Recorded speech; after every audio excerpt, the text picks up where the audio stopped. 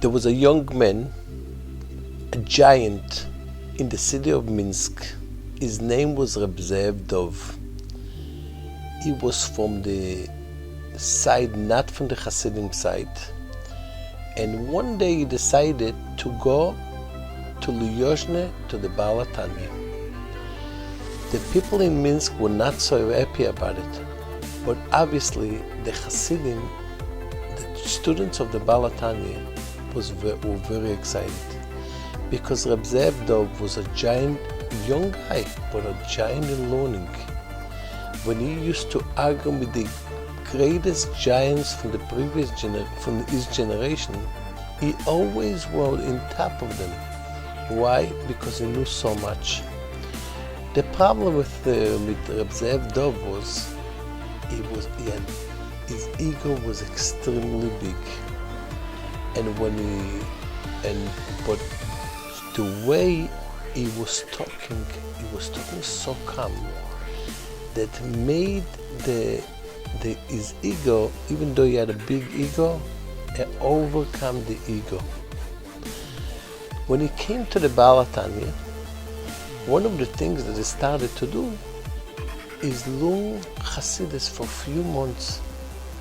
The story of Hasidus till now, he learned anything, Talmud and everything. He was already a big giant, and he wanted also to know Hasidus. Then he went into the Beha'Lotcha, private Orient, like all the Hasidim used to go in. So the Beha'Lotcha says to him, "Are you missing something?" He says, "I don't know what I'm missing. Actually, I don't feel that I'm missing something."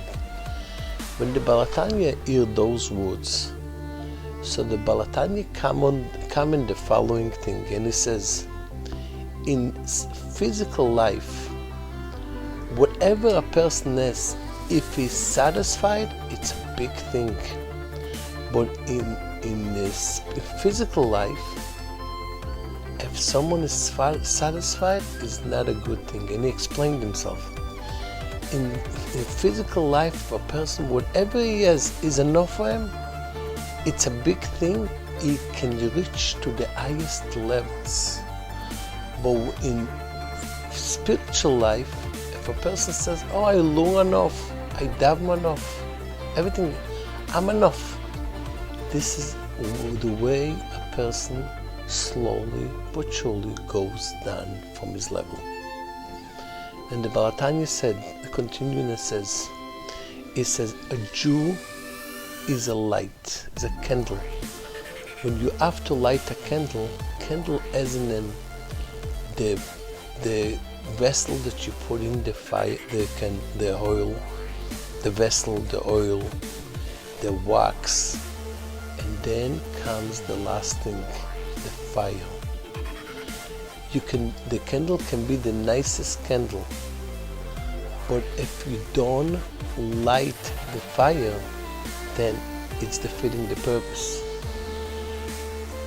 Then the Beha'Lotcha said to him, "You, Reb Zev Dov, you are a beautiful candle. It's missing the light. How do you light? You take 2 stones and you take out the spark, and then it starts lighting." In other words, you have to break your ego in order to be able to light like a light supposed to be. That's what he told him. And this week's Parsha that we're reading is Parshat Beha'Lotcha. It says Beha'Lotcha, when you bring up the light. And Rashi on the spot says Beha'Lotcha, when you bring up the light. Be'adlikcha, when you will light the light. So Rashi comments and says, Ad shetehei shalevet olam elea. When you take a match and you light the match, once the fire is on, you can leave it alone. It goes by himself. What type of fire do we need? That it will light by himself. And how do we interpret all those things in our daily life? Number one, let's see what the Beha'Lotcha told this guy. Tanya told the guy that he has to take the ego, break the ego, in other words, the animal soul, the things that doesn't let him be the way he should be, and by breaking it, he will bring a fire, and he will reach to the highest level.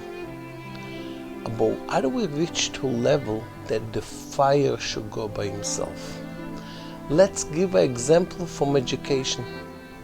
We have, for example, when a person is educating his children, everyone believes that he has the nicest house. He's educating his children properly. But this is not enough. You know, when you know your education is proper education, when the child is in the house and is acting properly, wow. The big thing is, even when he leaves the house, we can say, wow, you see, he comes from a good family. Look the way he behaves. He behaves like a Jewish child should behave. The same thing with we're telling us also. It's not enough that when we come to the shul, to the synagogue, and we behave properly, or we surrounding between a Jewish cause, we behaving properly. Even when we out of this, we are in the street, in different places, we acting the way a Jew should behave. This means shalevet olam me'elea. Always the Jewishness in them is lights all the time. And the last thing that we have to know, that it's not enough that we are lit, we have to light someone else. The same thing that when God created the world, the first thing that he did, Vayomer Elokim yehi or, Hashem said, let it be light. The first thing that Hashem did, Vayehi or, he made the world to light. A Jew has to light the same way that when you have a candle and you're not lighting it, you're defeating the purpose. Our mission is, it's not enough that we ourselves doing good. We have to light the surrounding. This is our mission. Like the Rebbe always used to say, Anan Pale de Yamama Anan. We are workers, day workers. Day means light. Our mission is to spread light. Wherever we are, someone should learn something good. We should teach someone else something good from our behavior. And that's the way we eventually gonna light the whole world. Till we're gonna get to the light of the coming of Mashiach. Shabbat Shalom.